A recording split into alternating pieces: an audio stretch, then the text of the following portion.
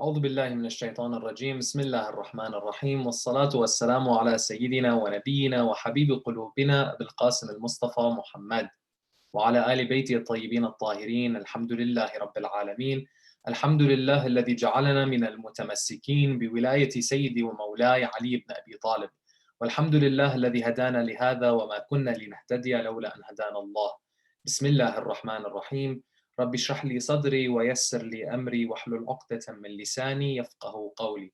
In the name of God, the most beneficent, the most merciful, we ask Allah to send His greatest peace and blessings upon Muhammad wa Ali Muhammad. We praise Allah for this blessing and every blessing, for without Allah, we would have nothing. Assalamu alaikum wa rahmatullahi wa barakatuh, my dear brothers and sisters.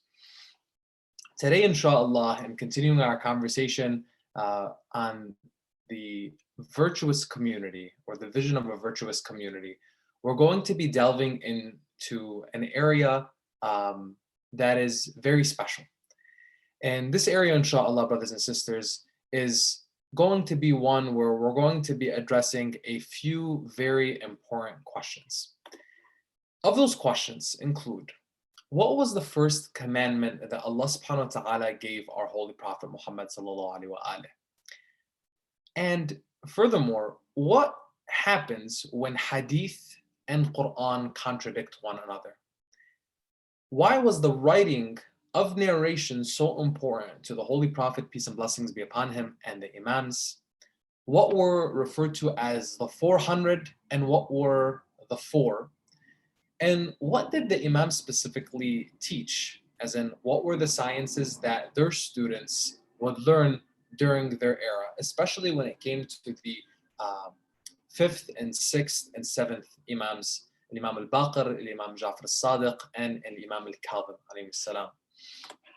Inshallah, we're going to delve right into this, and similar to yesterday, I'm going to be showing some slides as we're discussing this for us to follow along with some of the narrations that we're referring to and see how some of these concepts come together. Again, as we address in these questions, the focus being here on moving from divine guidance and what we've discussed in the past few days and entering more specifically into what was the emphasis that the Holy Prophet ﷺ had through education, narration, and keeping the integrity of the teachings of Ahlul Bayt ﷺ and the teachings of Islam all together.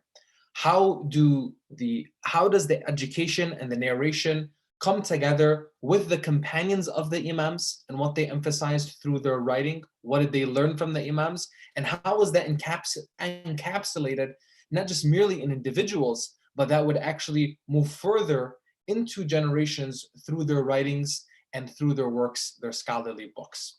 Let's jump right into it, inshallah.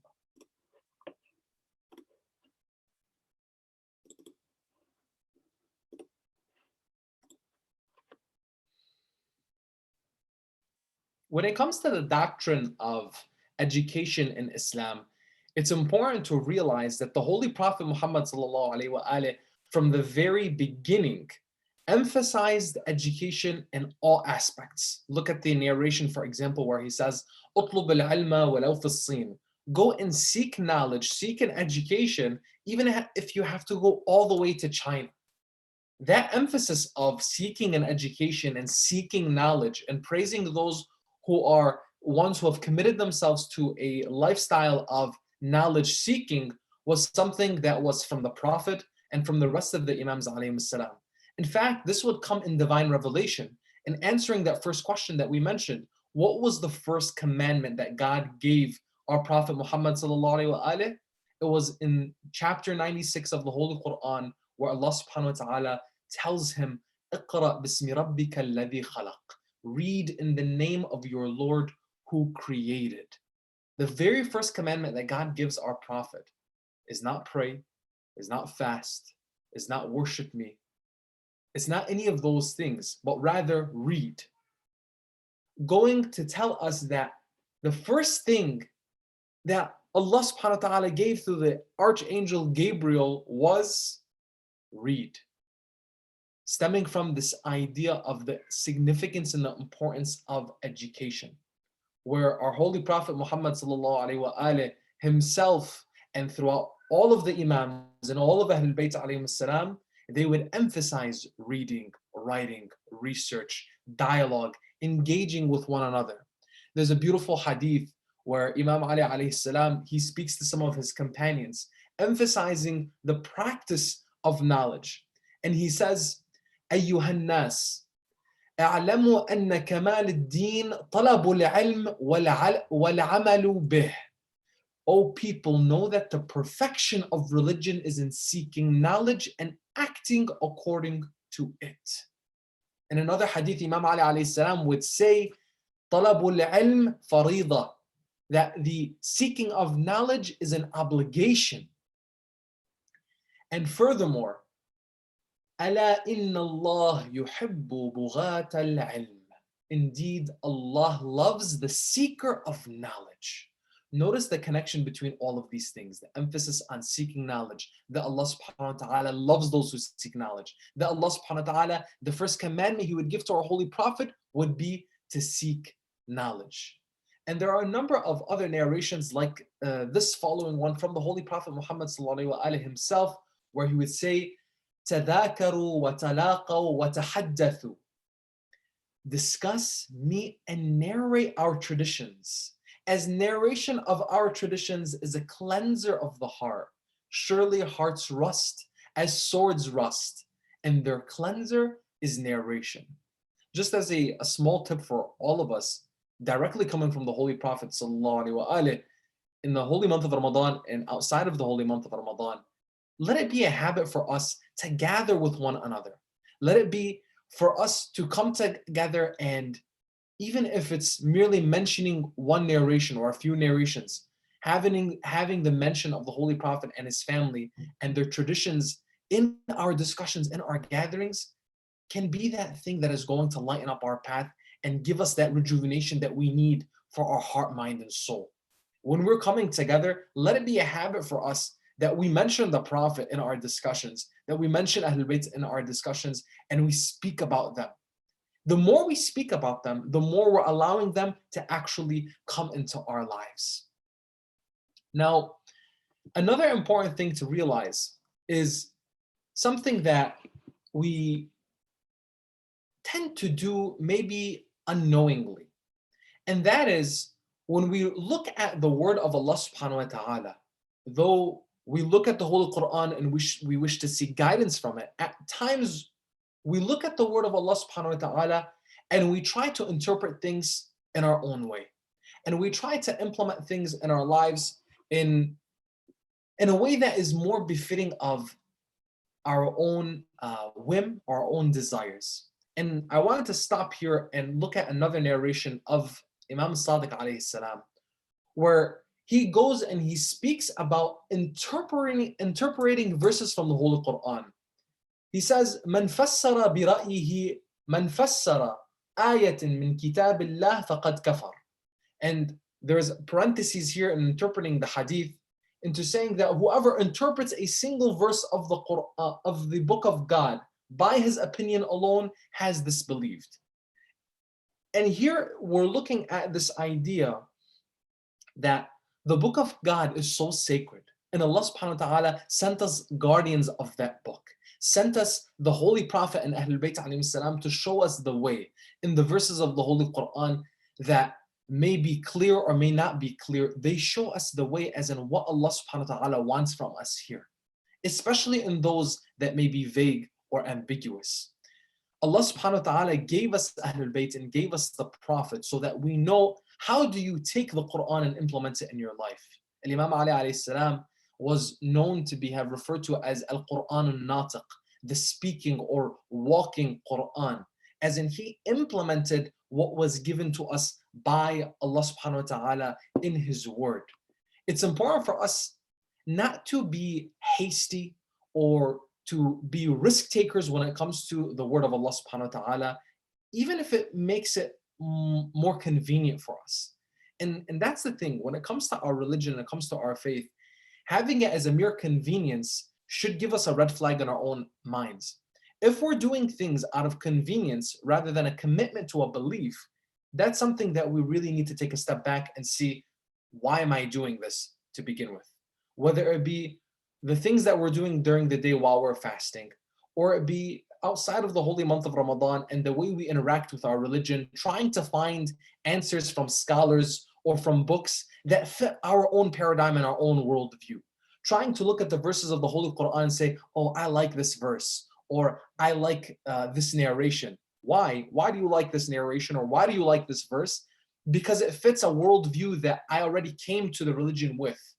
That instead of looking and trying to perfect my worldview in a way that the verses of the Holy Quran and the narrations of Ahlul Bayt alayhim salam tell me, instead I'm trying to fit the religion in a paradigm that I want to shape for myself based on my own personal opinion and my own personal experience. That's something that we can actually end up doing without even realizing, and it can really take us down a really slippery and dangerous slope, because then you're the one who is dictating and saying, well, this is what this verse means, and this is what this hadith means, and this is what the Prophet intended, and this is what the Prophet wanted from me, rather than actually seeking it from those who actually know, seeking it from the scholars, and ultimately from Ahlul Bayt alayhim salam and from the Holy Prophet, peace and blessings be upon him. Now, when it comes to the Quran itself, on this subject, it's important to realize how important hadith is when it comes to the Holy Quran and it being hand in hand with the Quran. Of course, the hadith that we're looking at is the one that's narrated from Ahlul Bayt alayhim salam, from their companions, from Ahlul Bayt, and to the Holy Prophet, peace and blessings be upon him. The hadith and the Quran go hand in hand, because not everything is explained in the Holy Quran. Not everything is given in the Holy Quran. Like we mentioned yesterday in the narration of Al-Thaqalain, where the Prophet emphasizes that I am leaving with you. Inni tarikum fikum al-thaqalain, kitabullah wa atrati. I'm leaving with you the book of God and my family. In some narrations, sunnati, my tradition. And even with that, we mentioned, even if it is that, there's still the emphasis that in order to understand the tradition of the Holy Prophet, you would have to go back to the individuals that were closest to him and most knowledgeable and most scholarly, and the ones that he pointed us to in order for us to understand what his sunnah, what his tradition, what his actions were to begin with. Now, when you're taking the hadith and the Quran together, it's important to realize that throughout history, there were people that narrated from all different parts. And there were some narrations that were fabricated. So what is the guidance from Ahlul Bayt alayhim salam when it comes to this second question that we mentioned, being what if hadith and Quran contradict? What do we do with that when they contradict? Well, Imam Sadiq alayhi salam tells us, كل شيء مردود إلى كتاب الله والسنة وكل حديث لا يوافق كتاب الله فهو زخرف. Which basically means everything goes back to the book of God and the tradition of the Prophet, peace and blessings be upon him. Any tradition that does not concur with the book of God is a false tradition. This is something that we don't take. So basically, if you're seeing a hadith that contradicts with any aspect of the Holy Quran and the teachings of the Quran, it's not accepted. This is point blank by our Imams and what they're telling us. Another narration, he says, whatever of our narrations that reach you and that are not corroborated by the book of God, simply void. فَهُوَ بَاطِل. The Imam is emphasizing here that we're not going to, as the Imams, as the safeguard, that safety mechanism of the Holy Prophet and his tradition, we're not going to be adding anything to that, nor are we going to be putting anything that is different from it. And it's important for us to realize this. Why? Because when people do see narrations that are fabricated, whether they're fabricated by people from whatever time period that they came from, whether it was close to the time of the Prophet or much later, and looking at those specific narrations, one should be able to have the first safety mechanism there is looking at this hadith by the Imam saying, listen, if it's going to contradict the Quran, then we don't accept it. We don't have anything in our doctrine and our belief that is contradicting of the Holy Quran. Furthermore, when it comes to this next question of why did the Imams emphasize the writing of these ahadith throughout their time? The Imams, when they were teaching their companions, and this started actually with the Holy Prophet, peace and blessings be upon him, there was unfortunately a movement at the lifetime of the Prophet and soon after his passing of certain people that did not want the narrations of the Prophet to continue. Instead, they believed in their minds that having the book of Allah subhanahu wa ta'ala to reign supreme as the sole source of guidance for people of the time and the people that would come later is something that we needed to contain, something that we needed to keep and maintain for the sake of the religion. This is a narration that's coming from a conversation with the first caliph, and that he says to some of the people in his midst, he says, you're narrating narrations that you differ on, and people after you will differ even more. So don't narrate anything.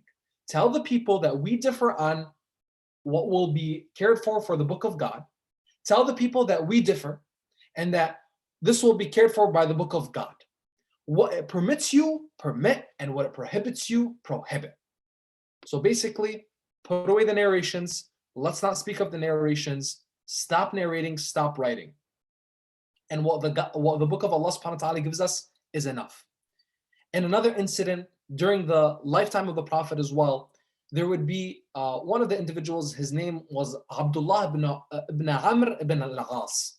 So Abdullah would tell the Prophet that he was being stopped from writing down the narrations by some of the people, and that anything that he would see the Prophet doing or saying, he would write it down. And some people were telling him, hey, stop writing. We don't want any additions to what we have with the book of God. And the Holy Prophet would emphasize to them, no, you keep writing. And whatever you see me doing, keep writing. In another incident, there would be the case where at the deathbed of the Holy Prophet, the Prophet would look to the people around him, and he was being visited by a number of companions, a number of believers, a number of Muslims. And one of the individuals that was present was observing the Prophet and what he was saying. The Prophet said, I want to share with you some of my last wills, some of my last advices for you. Please give me some paper and a pen. Give me something to write on and give me something to write with. And one of the individuals that was present would go on to say that the man is hallucinating, leave him be. The Prophet would be so upset by what he was saying, accusing him of hallucinating, that he would actually tell them to leave. And the second part of what he said, other than hallucinating, was he's hallucinating, leave him be, hasbuna kitabullah, enough for us is the book of God. Basically, we don't need any more advice. We don't need any more additional guidance when it comes to the faith. The Prophet would be angered with these individuals and would tell them to leave, and only his closest family members would stay. So all of this coming to what? Historically, we would see, as mentioned by the same sources of these narrations that we've just mentioned, what would happen is with the first caliphs, they would actually order for the burning of many of these already documented narrations from the Holy Prophet. And again, it was coming from this doctrine that they wanted to establish, which was, we just want the book of God to be the sole authoritative word for religious guidance for people. We do not want narrations. We do not want the tradition of the Prophet given to the people, written by these narrators. So a lot of the narrations were actually gathered by state order, and then they were burnt. And some narrations say that it took actually a month to bring all of these narrations together and have them burnt. And this took place at the beginning of the second caliphate.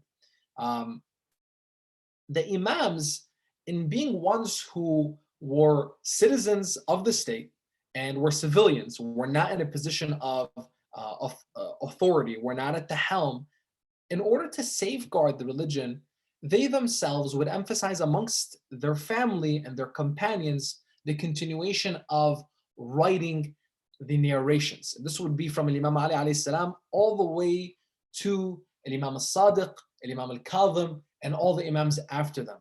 So we're going to be taking a closer look, inshallah, when it comes to these narrations that were compiled as not just merely a reaction to all of the narrations that were burned in the early days of the first caliphs, but also as an emphasis on what the Prophet would have as a doctrine of education, a doctrine of religious learning, a doctrine of making sure that you would bring yourself closer to the word of Allah subhanahu wa ta'ala by narrating what the Prophet had spoken about and did. There is a compilation of narrations that were brought together by some of the companions of our sixth and seventh Imams, Imam Ja'far al-Sadiq alayhi salam and Imam Musa al-Kadhim. And what these companions did was they brought a collection of these narrations by the Imams, and they formed what would become known as the 400, al-Usul al-Arba'mi'ah. Al-Usul al-Arba'mi'ah would be what many of the scholars that would later on in the 9th and 10th century would come to form their own books that would become very authoritative books that to this day we still look at for reference in narration, as in and come to be al-Kutub al-Arba'a. So the scholars that wrote al-Kutub al-Arba'a, they would base them primarily on al-Usul al-Arba'mi'ah, the 400. Al-Kutub al-Arba'a is what we mentioned in the beginning, the question of what is the four? The four is these four books. These four books are some of the books that I would encourage all of us, if it's the first time we're hearing them, let's take a second to really try to get them to the forefront of our minds and be ones that we know for ourselves. Because when we're looking at our narrations and what our scholars refer to for narrations, which is the basis of our understanding of what our Islamic laws are, the narrations of Ahlul Bayt alayhi salam and the verses of the Holy Quran first and foremost, you're looking at these four books. Kitab al-Kafi, which was by Sheikh al-Kulayni, who was a 10th century scholar. You're looking at Man La Yahdaruhu al-Faqih by Sheikh al-Saduq, Tahdib al-Ahkam by Sheikh al-Tusi, and then the fourth one, Al-Istibsar, which was also by Sheikh al-Tusi, and this was made as a summary and a refinement of his previous work, Tahdib al-Ahkam. Now, each one of these books, some of them have upwards of 16,000 narrations like Kitab al-Kafi. Al-Istibsar, for example, has about 6,000 or 7,000 narrations, and that's, like we said, an abbreviation or a summary that was done as a request from people of the time that wanted to have a more refined approach to the work of Sheikh al-Tusi, who passed away in the 11th century, 1067 AD. Now, when you're looking at these four books and the scholars that wrote these books, they come from a heritage of scholars before them. And the heritage of scholars that came before them were the companions of the Imams. Now, the companions of the Imams were ones who grew up with the Imams, studied with them, and had a lifestyle that was emulating the work of the Imams themselves. The Imams didn't just have anybody that was accompanying them and working with them and spending time with them. These were the cream of the crop. These were some of the best people of their time. Some of the most notable narrators and contemporaries of Imam al-Baqir and Imam al-Sadiq, or fifth and sixth Imams, would be the following individuals: Burayd ibn Muawiyah al-Ajli, Abu Basir al-Rawi, Muhammad ibn Muslim, Zurara ibn A'yun, Aban ibn Taghlib, Ubaydullah ibn Ali al-Halabi. These individuals were respected across the board, and the Imam spent a lot of time with them. You'll see that in those four books that we just mentioned, in Al-Kafi and Man La Yahdaruhu al-Faqih and Al-Istibsar, you'll see that in these books, these are the individuals who are narrating from the Imams. So when you're hearing a hadith from Abu Abdullah, Imam Ja'far alayhi salam, Imam Ja'far al-Sadiq alayhi salam, this is usually going to be narrated by one of these individuals. At the same time, these individuals, what's so beautiful about them is that they were not just ones who were students of the Imams in narration, in the science in the narration itself, but rather they were ones who studied theology with the Imam. They studied jurisprudence with the Imam. They studied Quranic exegesis or tafsir, interpretation of the Holy Quran. For example, Hisham ibn al-Hakam was known as a scholar of theology of that time. Zurara was known to be a scholar of jurisprudence, of fiqh. Aban ibn Taghlib was known for his tafsir of the Quran and understanding the verses of the Holy Quran at a great depth. Another one of the companions, Lut ibn Yahya, he was known for being one of the greatest historians of his time. And actually, he came from a line, a progeny of historians, his grandfather being a companion of Imam Ali ibn Abi Talib alayhi salam, and would be one who would actually fall as a martyr in the battle of Ma'rakat al-Jamal, the battle of the camel, with Imam Ali ibn Abi Talib alayhi salam during his lifetime. Another companion who many may know him as the father of early chemistry was Jabir ibn Hayyan. And Jabir was not just a chemist and one who founded early chemistry, but he was a physician, he was a physicist, and he was an astronomer, amongst many other things. Jabir was one of the students of Imam Ja'far as-Sadiq alayhi salam. And these are just to mention a few of the Imam's companions and their students. What's so amazing is that though they studied in so many different areas, the emphasis was on the preservation of religion and preservation of the faith. The emphasis was, how do we make sure that we continue to be ones who would safeguard against those who wish to take away from the sanctity of Islam and narrate things that would be made up, that would come up with a bunch of false accusations of Ahlul Bayt alayhi salam, of the history of Ahlul Bayt, of the history of the Prophet, the things that he did, the things that he didn't do. And instead, these individuals would make sure, with all of the knowledge that they gained and all of the studies that they had, they would commit themselves to a lifestyle of seeking knowledge and making sure that what they did, what they shared with their families and their friends, what they shared with their community, was truly, purely from the Holy Prophet, peace and blessings be upon him. They committed themselves to a lifelong journey of learning and education. Now, it didn't stop at the narrations.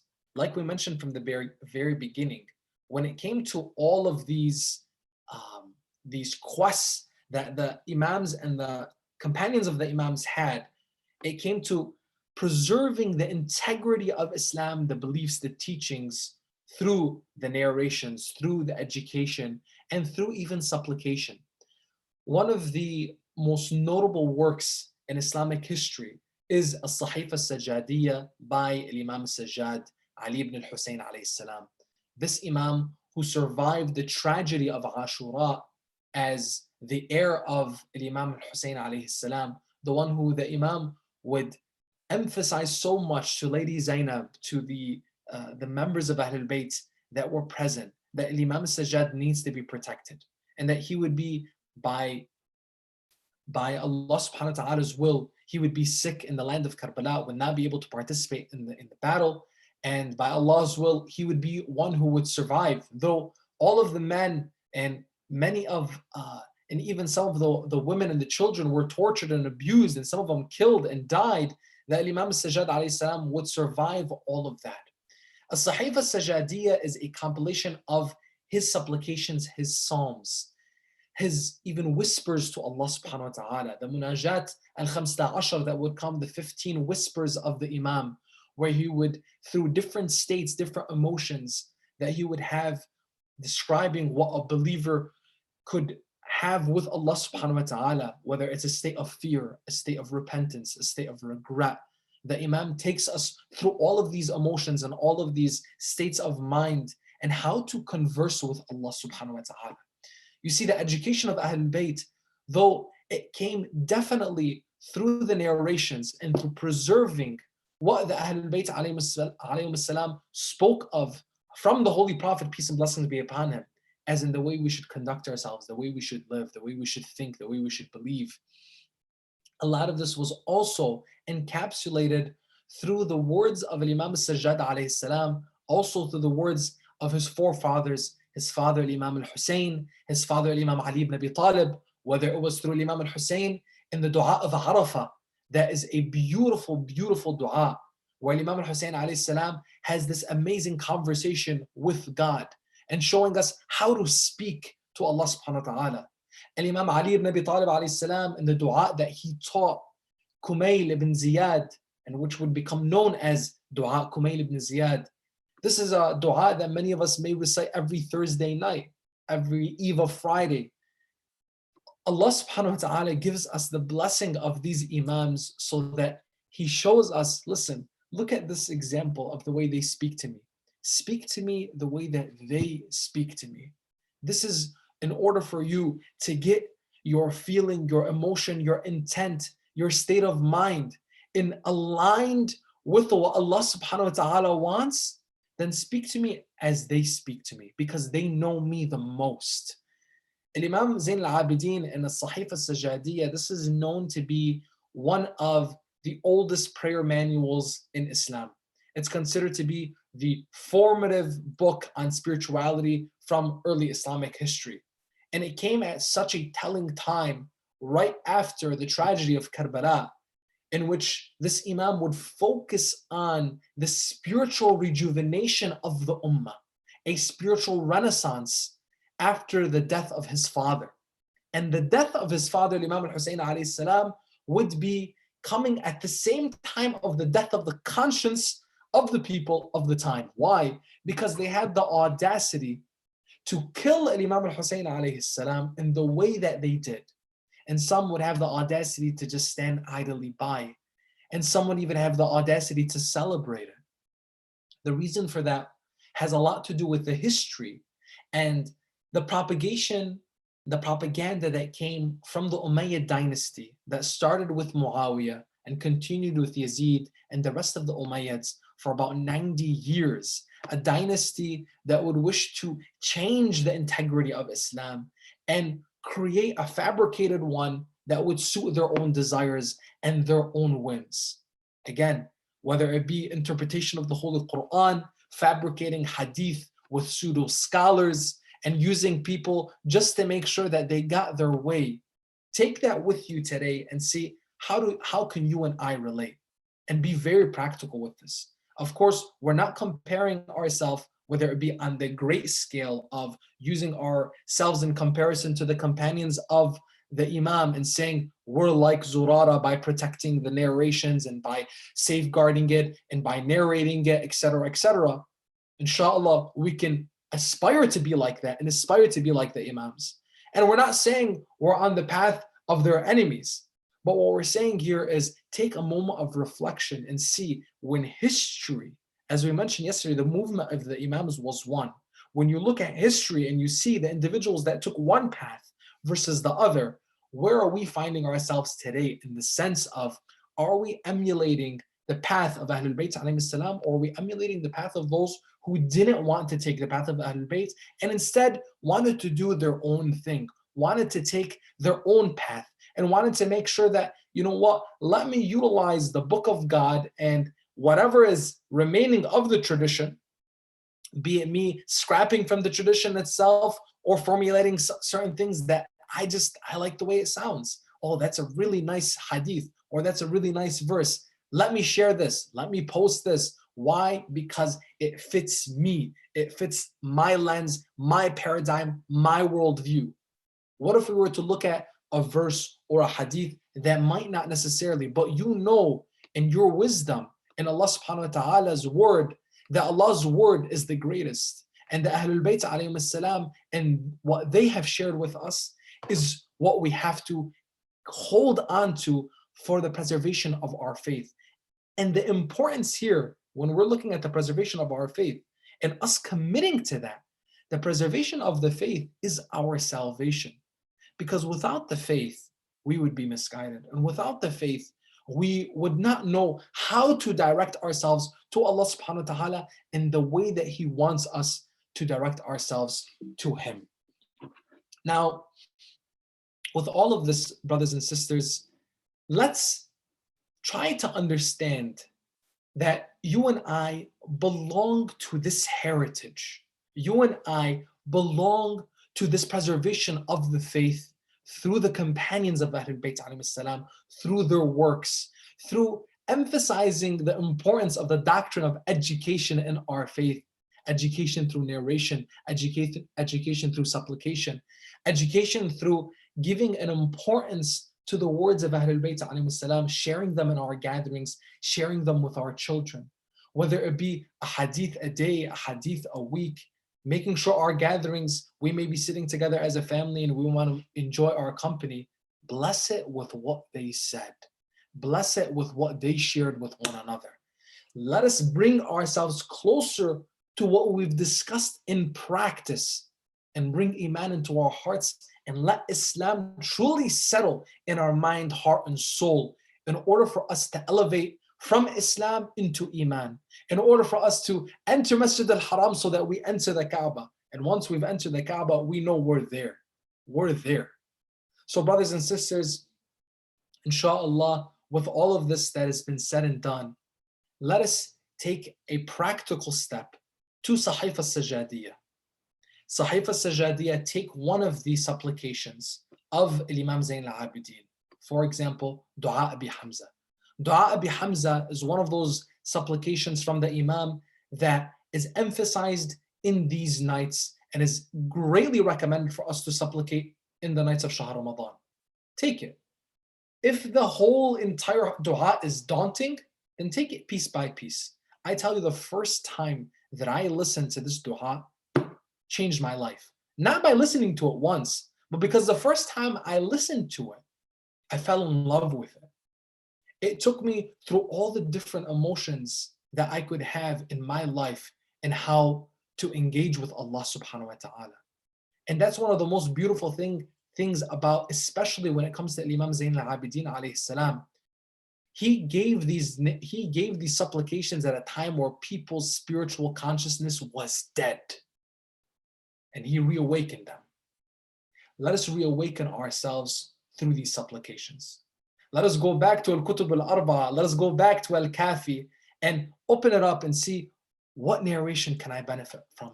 What narration could I remove the rust from my soul? As Imam Ali alayhi salam and as the Prophet would say, remove the rust of the soul of mine like the sword, cleansing that rust away through the narrations of Ahlul Bayt alayhi salam. Inshallah, brothers and sisters, in all of these discussions that we have, the key here is not just listening and gaining, but taking a step further and implementing what we can do. There's a lot of practical steps with this. And as a request, I wanted to end with this as a request from all of the brothers and sisters that are behind the scenes, making these lectures happen, making all of these things possible for us while we're quarantined, while we're trying to stay safe at home. If you have pictures of you and your family that you would like to share so that more brothers and sisters can be encouraged to get on the live streams and benefit from these lectures. There are numerous lectures that are being streamed every single day. There's kids programs that are being streamed every single day. Dua al-Iftitah being recited. The chapters of the Holy Quran being recited, a juz' daily. Share with us. Send to the numbers that you see on the screen. If you're in the UK, share with the UK number on WhatsApp. If you're in the US, share with the US number on WhatsApp. And please kindly share a photo, your city, and if you belong to a center or organization, share that with us as well. Thank you so much for tuning in on a nightly basis, brothers and sisters. We look forward to continue to benefit with each other in these nights. Let's keep each other in our prayers, and let's share this link. If you're listening here, share the link with another brother, another sister, and let more and more people benefit, inshallah. Thank you. هذا والحمد لله وأفضل الصلاة والسلام على نبينا محمد وعلى آل بيته الطيبين الطاهرين.